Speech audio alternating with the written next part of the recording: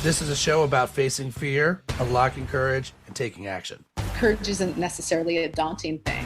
It's going to give you more purpose. It's going to give you more drive. It feels like making a courageous decision is going to get you closer to who you aspire to be. It's knowledge plus faith plus action equals courage. My favorite thing to do ever in a coaching conversation is someone will bring something to me. It's an interpersonal conflict. And I get to a point where I finally ask them, what do you want to say to them? And then they say this thing and it's freaking brilliant. And I go, great. Will you say that to them?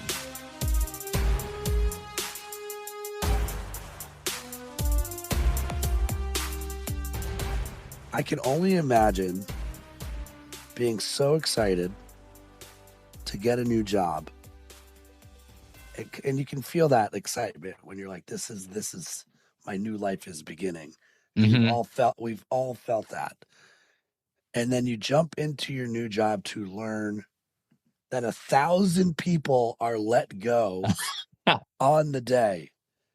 And yeah. I don't know if this is our guest's very first day ever on the job. It's your very first day ever on the job. Nothing says like welcome to the real world like this, but we are joined today by Stephen Shedletzky. We're gonna just go with Shed, right? Which I think you prefer. Yeah, nailed it. Yes, Shed amongst friends, and we are new friends. So yes. All right. Thanks for that. No, and Shed, I can I wonder if everybody can do it. Like I can see myself as like a little snotty 20-something-year-old walking into my first office, just being so excited. Between when you walked in and when you discovered this rampage, was it immediate or was it like by the end of the day? No, it was immediate. So I held jobs previous, but one was being a water ski, wakeboard, and barefoot instructor at a summer camp. So though there's still organizational behavior dynamics and leadership dynamics different than a corporate atmosphere, and I'd done an internship at a great leadership solutions consulting firm, but this was like my first day at my first corporate job, go in, sit at a desk. It was my first gig out of business school. So I remember I had an especially long pre-boarding phase because I was hired out of campus recruitment. So I signed the offer letter in November of 2008, but I didn't start until September 2009. So that's like a record long pre-boarding. And I remember in like March of 2009, my roommate is like, hey, your company just went through a merger. And I'm like, wait, Google merger. Oh, okay. And I thought I was going to get fired before I even started. You know, I have my George Costanza mug here. Like they didn't even give me a chance to mess it up. But yeah, so it was my first day ever. The news headlines as I woke up and had breakfast that day were the company let go of 1,000 people for exciting post-merger efficiencies. And this is up in Toronto? Toronto, yeah. The office I was in was in Mississauga, so Toronto. And yeah, the company was Petro-Canada Suncor. I mean, do you think is ironic the right word that you end up now in an arena that helps companies be more psychologically safe to have the necessary conversations? Like don't you think it's a little ironic? Well, yeah, but like we're all a byproduct of what's the trauma we've experienced. How have we overcome it? Or can we use our work to both overcome it and help others overcome it? And so like, I think there's a strong link, Ryan, between one's purpose and values with what have you had to overcome. So me, I grew up with the stutter. I know what it feels like to be voiceless. I wrote a book on speak up culture. I married a speech therapist. Coincidence? Like, no, maybe a little bit. And I'm a lost cause now, but my kids and nieces and nephews, you know, they have services baked right in. And in my, you know, nearing 20 years of experience, I've been parts of teams and organizations where there is a speak up culture and it's marvelous. And there have been teams and organizations where there has not been a speak up culture, or they once had it, but due to a change in leaders, it was gone. And I've felt how, not just how bad it is for business, but how destructive it is to our health and well-being. Yeah, it would be interesting to see you probably know this, but like I meant on the feeling side, when does something go from it's a complicated speed bump in your life to trauma because you're like I'm head nodding away here. Like if I really think about the moves that I made or my wife, like my wife who is now like as of tomorrow, by the way, will be walking with her master's as a therapist. I'm sure I was a great case study for her, Yeah. right? But Yeah.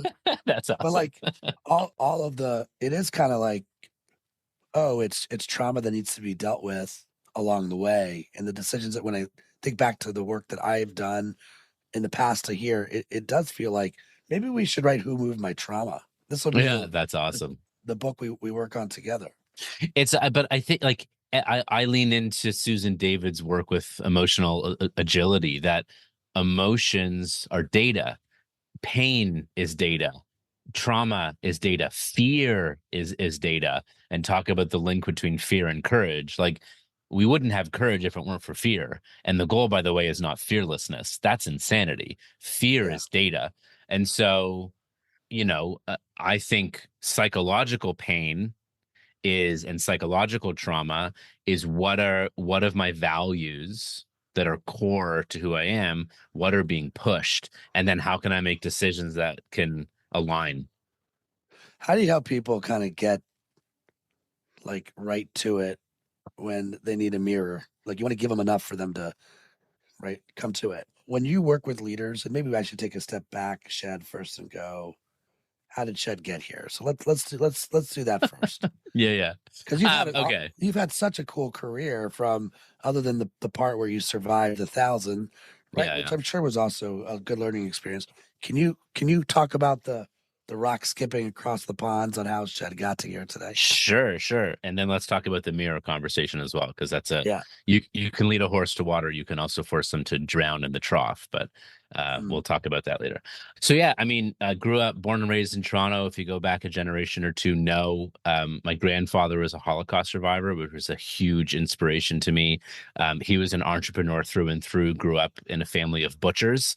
And after he escaped a prisoner of war camp just outside of Berlin, he ended up leading a group of 7, which became 5 in hiding, and had to give away his firstborn. Kind of inconvenient to have a infant when you're in hiding in the Polish countryside. But I mention all that because his story and what he had to endure ended up becoming a huge part of my central courage system, to take your words. I remember sitting in my cubicle in that first job where I was miserable, not because of the people around me were evil or bad, but just because I wasn't in something that I wanted to climb. I looked at my future and I'm like, I don't want to be here. And so I leaned into where was my grandfather at my same age. Good And the Lord. answer was probably in a displaced persons camp outside of Dusseldorf. And I went, okay, for everything he's endured and sacrificed to give me this amazing opportunity at life, I have to make the most of it in honor of his life and his legacy. Very funny side story. So I got fired from my first job. And the reason I got fired was because I was mentoring a number of interns, a disproportionate number of which turned down full-time job opportunities, citing conversations with me. So I was toxic inside of a culture that wasn't for me. I'm pretty sure a negative times a negative is a positive. So what do you know? So then I was introduced to Simon Sinek's work, and I'm like, yes, that. I want to do that. A more inspired, safe, and fulfilled world. Like, giddy up. Yes. I have a deep-seated belief that every single human being has strengths. Fact. Everyone.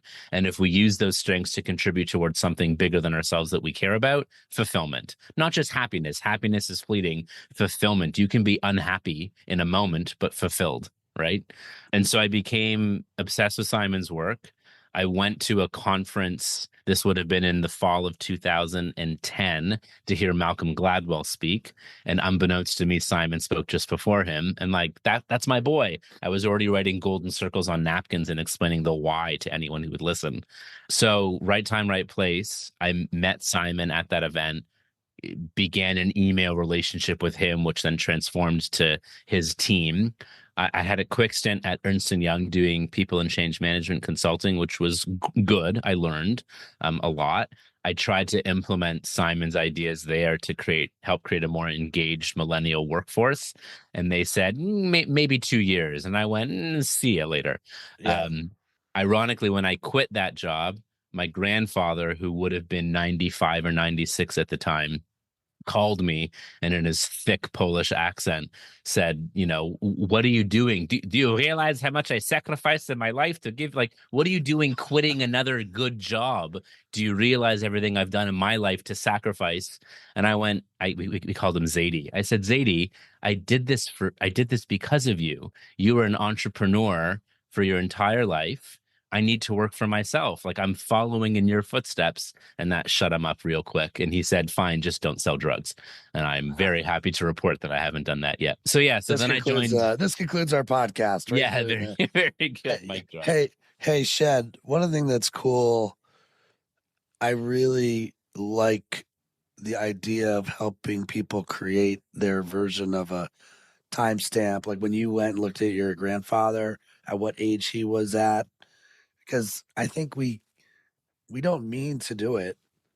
We think we have time, right? And look, listener, I'm not here to create any heart palpitations on are you really going for it or not, but I like what it did for you. I like how it helped you kind of go, how do I honor this? It was almost in a servant mentality, right? In some ways. Yeah. The other thing that's really interesting is you said Zadie. Yeah.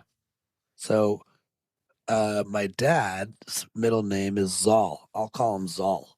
Zali. So I like the Z's. The Z crew is strong here. But I could see I've had look, I love my parents. I could also feel some of my trauma coming from some of the language that it wasn't even intentional. Like my dad would blurt something out, and if you were smart, you would do this. So then growing up, I'm like, I must not be smart. I'm not smart. Right now, he was trying to give me the advantage that he never had. That's what he was trying to do. But you talk about like, these jobs pick us, or do I inherit it? I try to be really intentional, even about the choices of words being bent together. Probably because my dad sometimes could have been a little bit more tactful there. So it's interesting to hear so you leave, you get out of there, and then if you were smart, there's an identity piece versus if you were to make the smart choice, right? It's added words, but it's just such a difference. Yeah. So I get out of EY, so I start my own sort of coaching, facilitating practice. I get certified as a leadership coach. And then I had the chance to join Simon's team. So I joined Simon Sinek's team 2011, fourth person to join his team, first person to do his social media that wasn't him, did customer service, ended up doing speaking and facilitating, led the team of speakers, like had this amazing 10-year journey helping them build that team. Was sort of on the front lines with COVID, as it not on the front lines fighting COVID, on the front lines of content development for creating live online courses. So, and ironically, Simon had a partnership with Ernst & Young. So the idea I pitched to them, they said, give us 2 years. 4 or 5 years later, I was helping them implement it with Simon. So that was sort of just like great irony that I felt I'd, got lucky or made the right choices.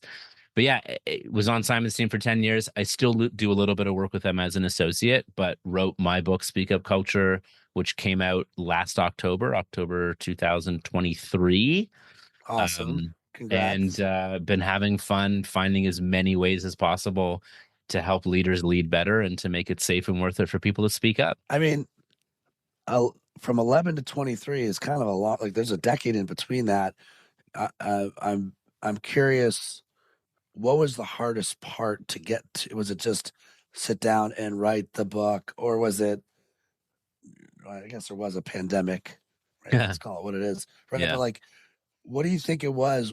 Why did you feel that? Because I could hear your grandfather's voice now in my head. Yeah. Right. Why do you think this was the right time to launch the book? So a couple of things. So one, I distinctly remember sitting in my cubicle at that first job thinking, where was my grandfather at this age? And then for some reason, I also thought about, where do I want to be at the end of my life? Like, what does success at the end of my life look like? And for some reason, I had a clear vision of I'm sitting outside in nature with my kids and their kids, and we're running around and having fun. That's just the vision that came to mind. And so that's what I'm striving to create, which means that I have to have good relationships with my life partner, with my kids, and with my grandchildren, should I be so lucky to have those as well. So I thought of both. I thought of honoring my past as well as what's the future I'm trying to create.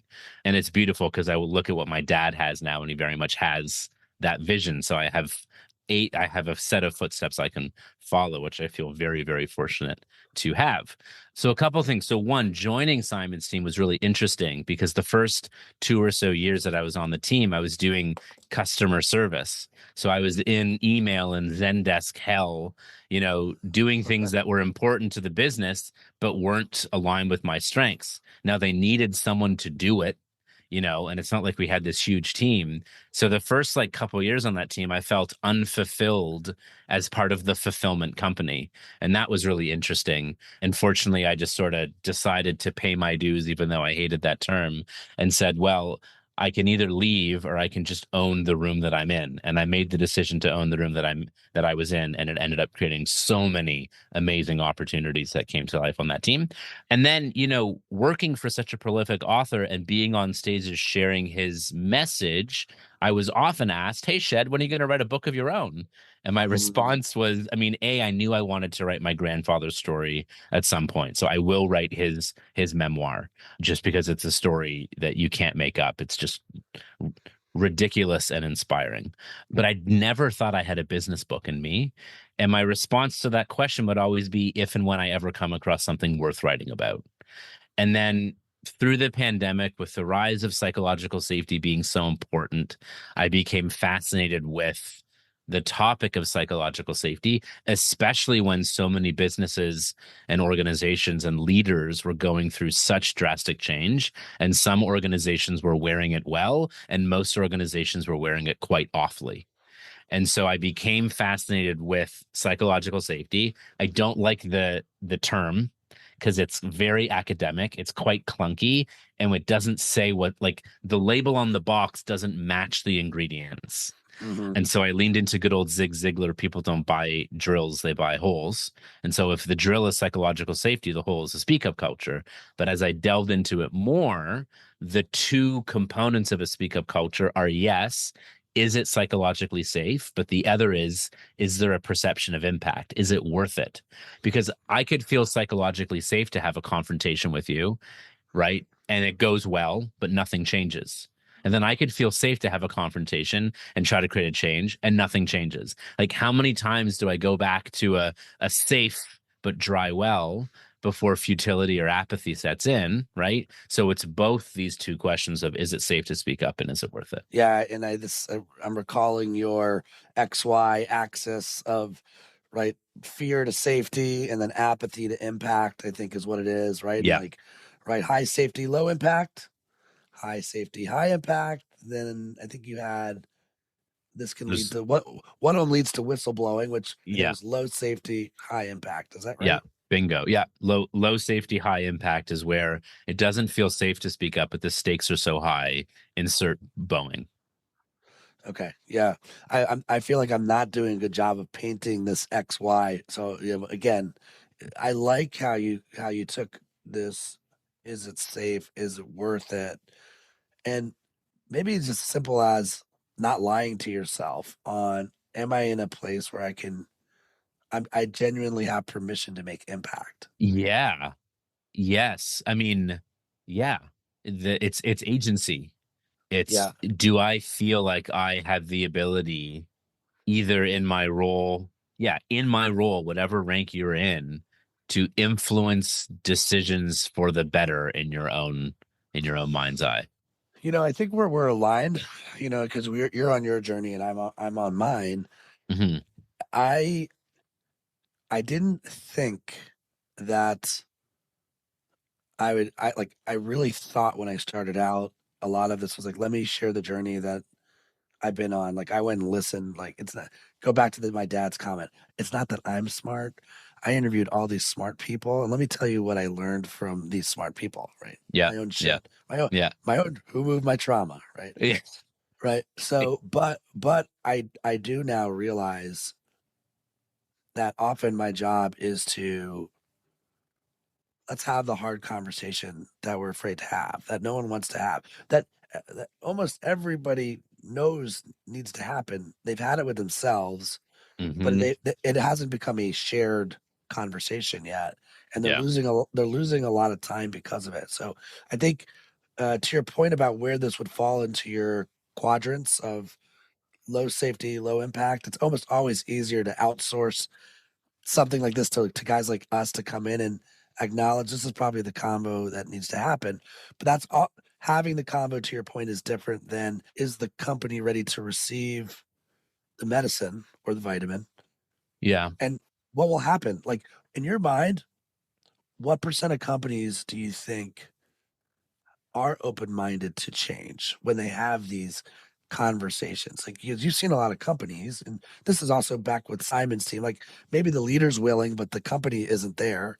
Yep. Yep. What if you had to guess on a just throw a dart? What do you think it is? Oh, I would lean into the law of diffusion of innovation, which is, and Simon references this in Start With Why, which is in any population. So let's talk about the population of readiness for organizational change. You have your innovators, which are 2.5% of the population, 3 standard deviations away from the mean. Then you have your early adopters, which I think is 13.5. Then you have your early majority, late majority laggards, which is 16%. And your early and late majority are, I think, 34% each. So I think my guess is probably only about 16% of organizations are actually have the readiness and embodiment to make change happen. Okay, I so think, that's the two and a yeah, half and 13 and a half. That's what you're getting. yeah, yeah, yeah. Okay. That's my guess. Now the trick is, and the like layman's terms that I use for this are partners, tourists, prisoners. So partners are champions. They don't need all the data. They're bought in. I also think these numbers are true both like industry wide or like across all organizations as well as within any one given organization. But the trick is how can you get your early majority tipping and become part of the change. And the greatest way to do it is you actually give less attention to the squeaky wheel laggards, because the more attention you take to quote fixing them because they're the problem, no, you're rewarding that behavior and ignoring your partners and your tourists, right? Now typical tourist behavior is someone should do something about this, not me, but someone. And oftentimes, especially that early majority, they might believe in a change. They just don't know how to enact it. So we need to give them the technical or adaptive tools to help be a part of and make the change happen. That would be my guess. Okay, so 16%. That's my guess. That's not bad.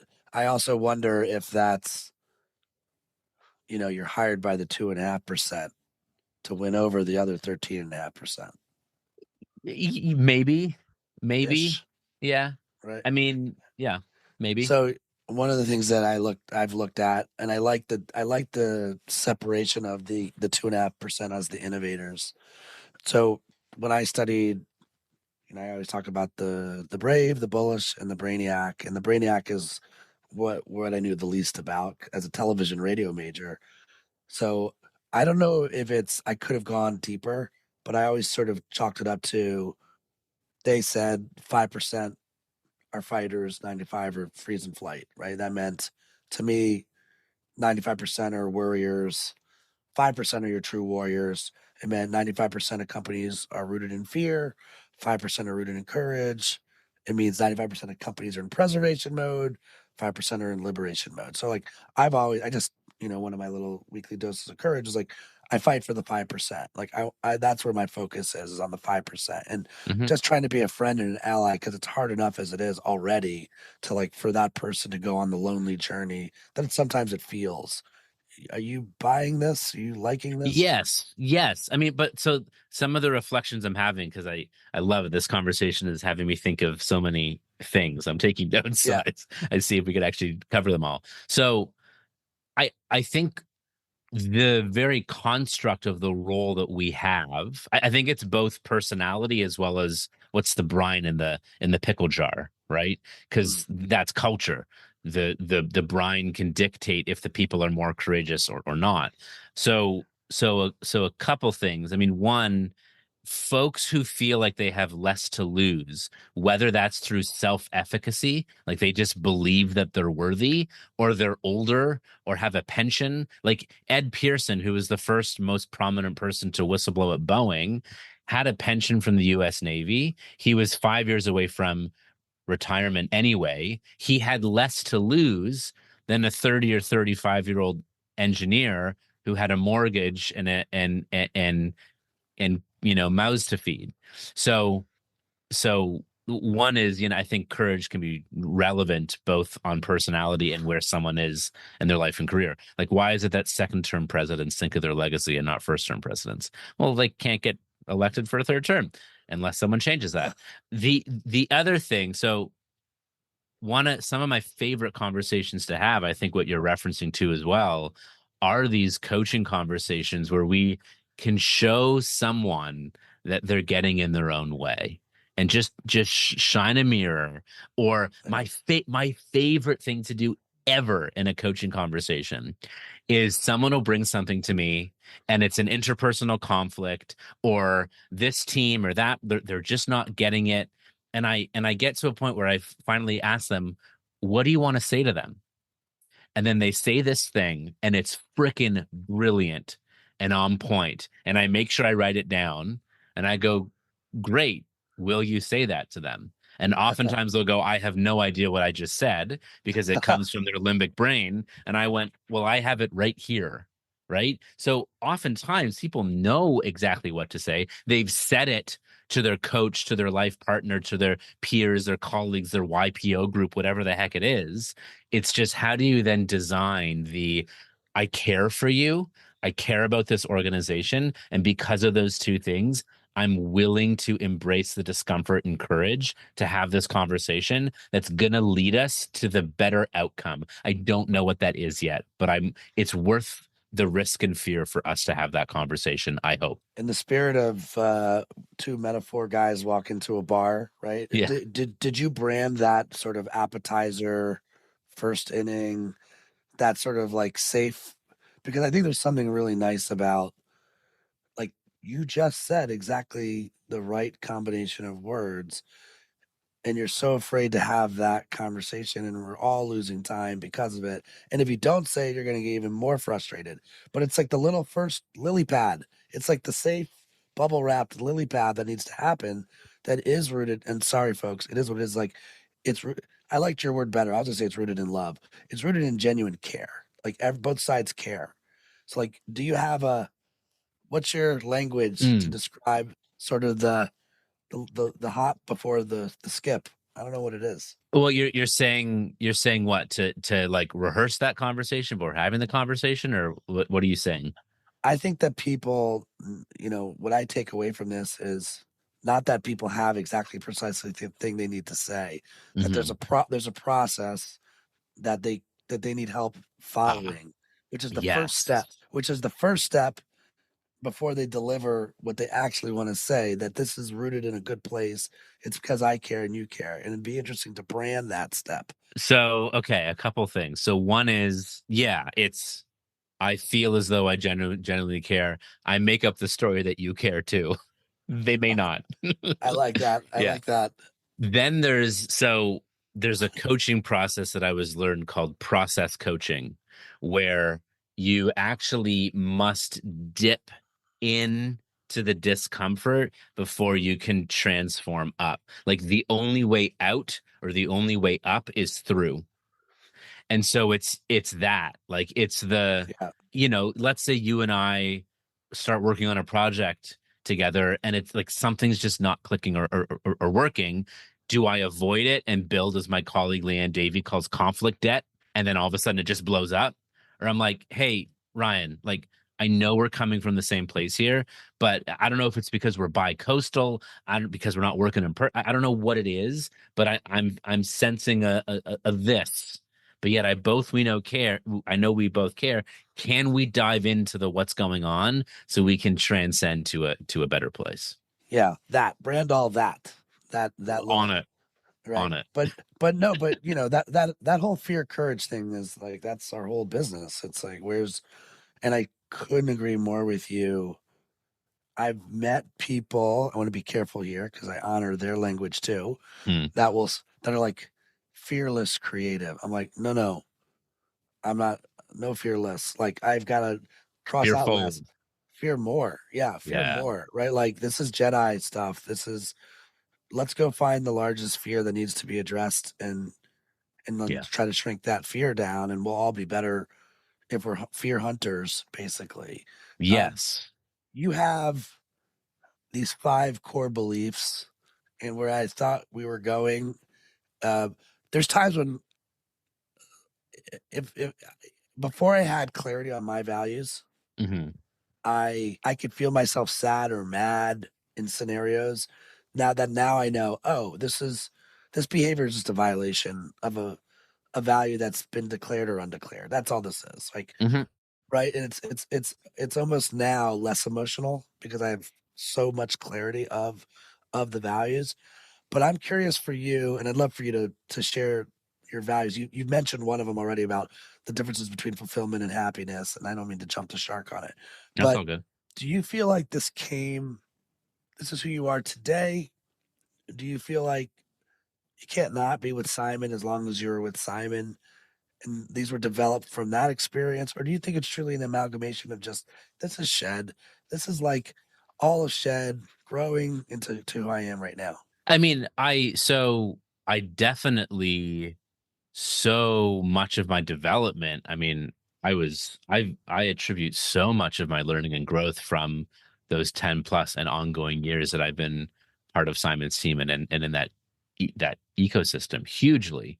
Yeah, I mean, I think when I joined Simon, I was all of what, 24, 25, right? And so I mean, we know from science that our brains continue to develop until we're 25. So yeah, I mean, I think I have a lot of similar beliefs and strengths as Simon. I know that for a fact. If you look at our strengths finders or any of our things, we're similar. But yeah, I think I developed joining them, and then I think it really amplified things. But yeah, I mean, there are a few core beliefs that I have. I think the first fundamental belief is around behavior, that if you know there are certain things in life that can't just be claimed. So I can't say I'm such a great leader, I'm such a good listener, I'm really a good father. Like, those are meaningless statements. If we have a conversation, you're like, wow, Shed felt really present and that he heard me, then I was a good listener in that conversation. So the core beliefs you're referring to, one is leadership cannot be claimed, it must be earned, and very similarly, culture cannot be declared, it must be lived. So for any senior leader who says, like, yeah, we have a speak up culture, I'm always weary because I want to hear language. We strive every day to build a speak up culture. And by the way, you can't just claim it. It's more like your opinion is but one data point. And the more senior you get, the further away you typically get from the truth anyway. So yeah, and then leaders truly listen, which is about, listening is a skill. Truly listening is combining the attributes of empathy and compassion with listening. Because I can be a really good listener, take what I hear and manipulate it and use it against you. Still good listening, but not compassionate listening. And then make it fun. I think it's why I enjoy you. Like, let's just, like, we work 90,000 hours in our lives. We might as well enjoy most of them. And then, yeah, pursue fulfillment and not happiness. Happiness is a fleeting emotion. Fulfillment is lasting. That last one's really a good reminder for me. And I don't know if I just haven't been intentional about it, but like, I just put out this happiness challenge, and maybe that's the gateway drug to fulfillment. Let's call it what it is, right? Or, It can be. It can be, I think. I you know, but like I I was fulfilled at my grandmother's funeral because I had a moment of connection with my mom, understanding what it must have felt like just a little bit for her to lose her dad at 15 years old. That was the first time I suffered loss in my immediate sort of family. I don't want to go back to that moment, but it was still a moment of connection and meaning and fulfillment, even though I was very sad and grieving. so I want to give the love that your values, your beliefs, that they deserve. So again, one was leadership cannot be claimed, it must be earned. And it's kind of a 1-2 punch, right? Cultures can't be declared, it must be lived. And what I love about, wow, gosh, really all your first three, because your third one is leaders truly listen. It is all three feel like this ain't about you, man. It's like you got to sort of body jump. You got to body jump out, right? And really look at it from the perspective of others, where you have blinders on in life. Maybe just let's help make sure you see that you have a blind or a blind spot. Yeah, Human well, norm and and and normal. and all leaders serve. I mean, like the fact that we have the terms servant leadership and human leadership, it's like, first of all, who we've been leading all this time, you Right. know? And the fact that we have those terms to me just means that our definition and practice of leadership is broken. I couldn't agree more. And I think, what a surprise, a guy that fiddles with words for a living. Like if a word's been overused the wrong way too long, like this is a problem. And some Yeah. leaders think leadership is cheerleadership, and we like rah, like versus telling the truth. We rah rah and like it's gonna be okay. It's like no, we need the truth. Like we need the truth. Like I think there's a way to deliver the truth, and it's a word that I've been fiddling around with a little bit because I think we all have an idea of what a leader is, but I don't know if we're all aligned Yeah. on what, right? Like you said, a human leader. It's like versus an AI leader. Yeah. Like Yeah. so, and then your 4 and 5, I think, are also somewhat similar. 4 was make it fun, Hmm. and I'm with you on that completely. Like, if I'm gonna do this as like all as long as I am, I bet there better be some joy. And I do see myself trying to design a life where I'm attractive to the 16.5% to use your numbers. Like, and if the other, it's sort of sad to acknowledge that if the other 83 point, right, Yeah. are It's not 16. interested. Yeah. Yeah. 84. Yeah. Yeah. Yeah. 84% aren't into it.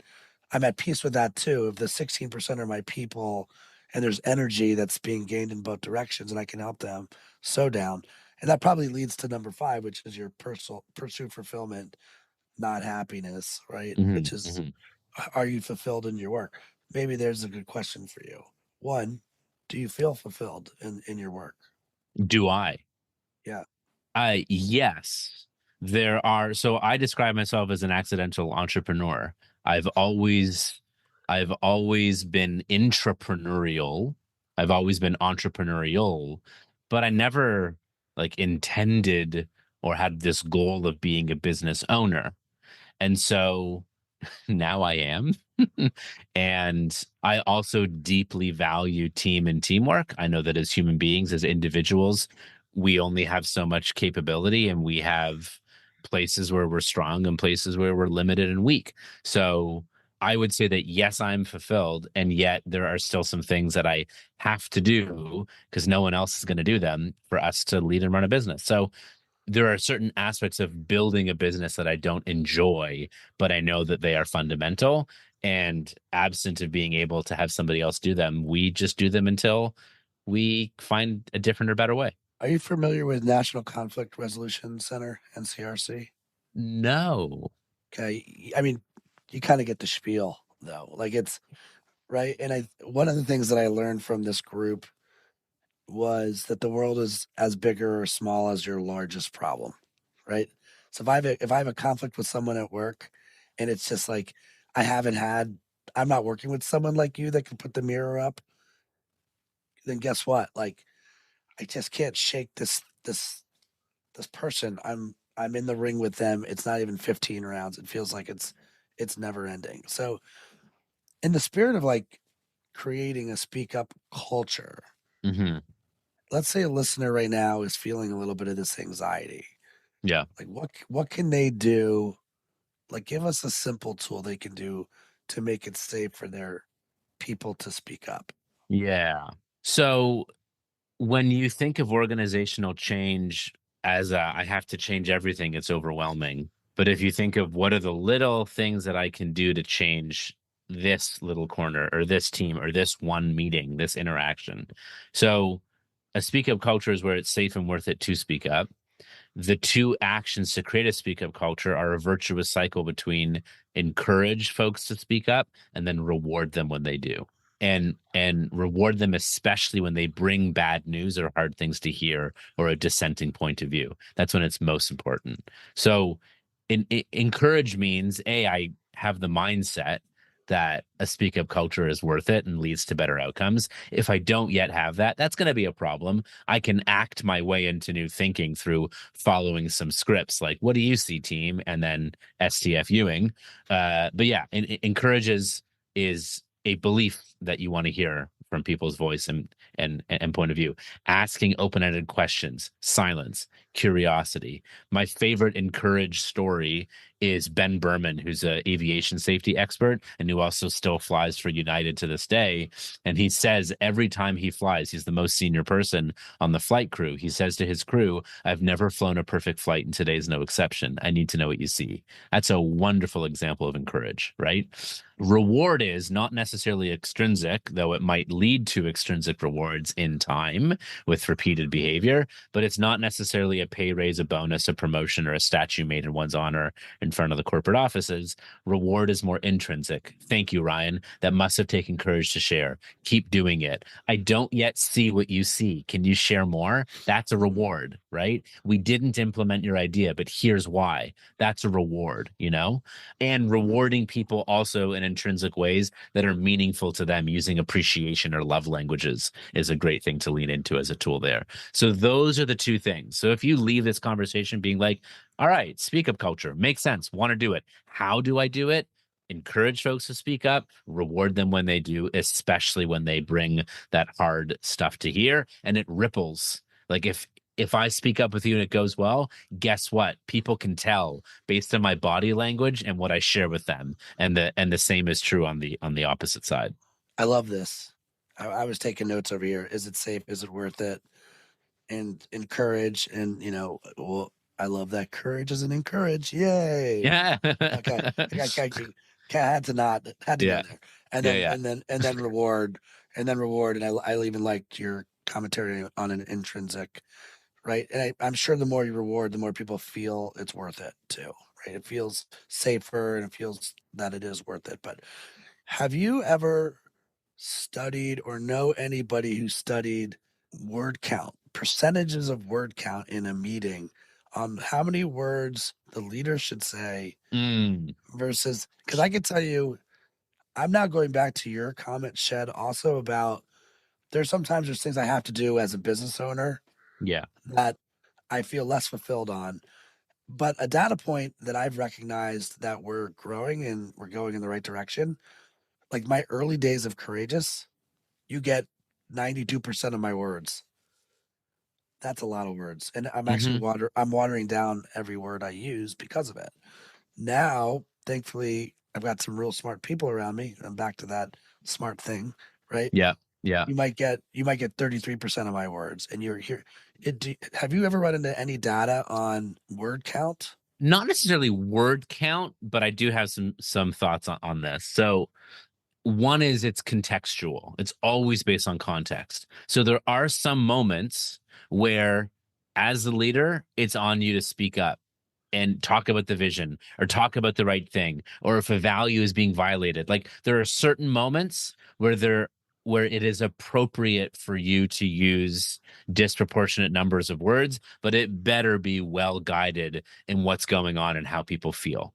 The other thing that I lean into, so there are very few leaders that I think we can all say in our human experience, good leader. Nelson Mandela, good leader. Like, give me the perfect human? No. Effective leader? Yeah. And Mandela was interviewed and asked, how did you learn to become such a great leader? And he said, I followed my dad around. His dad was a community leader, and he would travel to other communities, and he noticed his dad did two things. One, whenever he could, his dad would insist that meetings take place in a circle, because a circle denotes equality. It denotes your voice, your opinion matters. Though there can still be hierarchical dynamics in a circle, there's no apex. And so that, like, meeting design influences how the meeting goes. Sitting in a circle, everyone can make eye contact. A circle denotes all voices, all experiences matter. The other thing, Simon wrote Leaders Eat Last. I think leaders also can speak last unless the moment calls for them to speak first and set an example. Like if I'm like, hey team, I want everyone to be vulnerable, but I'm not willing to go first. No. Right. You got to raise that emotional lid. So the other thing he noticed is when his dad would take part in meetings, as often as he could, he would try to speak last. So when you're solving a complex problem and a leader walks into a room and says, all right, team, I need all hands on deck. I need everyone's ideas. Here's the problem. Zip it. If you go, here's the problem, here's what I think we should do, you've just tainted everything because everyone just goes, all right, boss, sounds good. Like you make it harder for dissenting point of views to be welcome. So I think, hey, let's get clear on the problem. Am I identifying it right? Anything to add? Great. What do we do? Even if you have your own opinion, suspend it because your opinion will get better and more well-formed as you listen to the smarter people around you. I love it. I love the meeting design. I love it's like, wait, why isn't Zoom doing circles? Only squares here.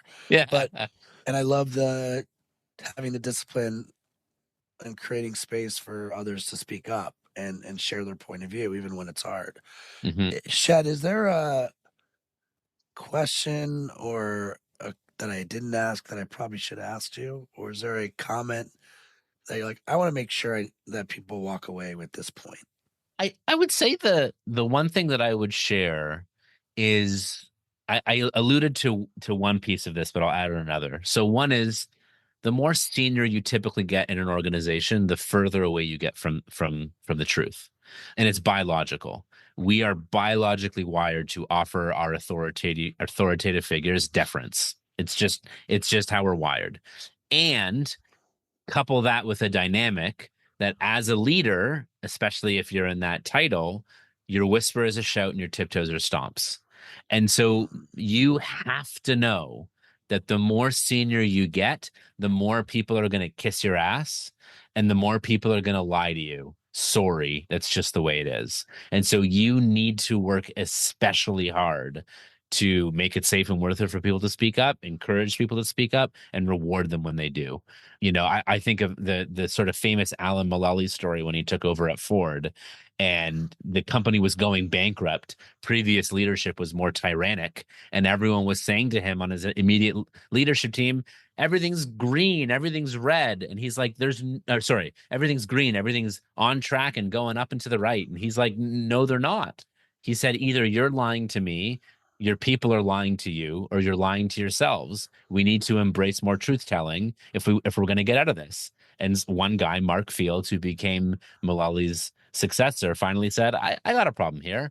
And Mulally stood up and gave him a standing ovation. The previous leader would have pressed a red button like Dr. Evil, and they would have been dropped into the depths of Mordor. But no, Mulally set a new precedent, and he said, more truth-telling, thank you, and rewarded someone who helped Mark Fields, informally promoted Mark at the next meeting by having him sit next to him at that table.